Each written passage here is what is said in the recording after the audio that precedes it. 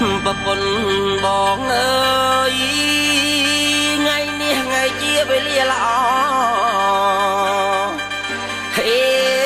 អញ្ជើញប្រពន្ធដើមប្រពន្ធចង់មកជុំគ្នាប្តីបានតែខុសហើយគេថា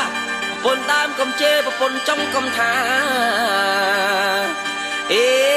ឥឡូវចេះតាចាប់ដៃគ្នាញឹមដាក់គ្នាសម្លឹងមកមុខប្តីកុំឆ្លោះគ្នាអីចាំប្តីនិយាយអើយស្ដាប់មក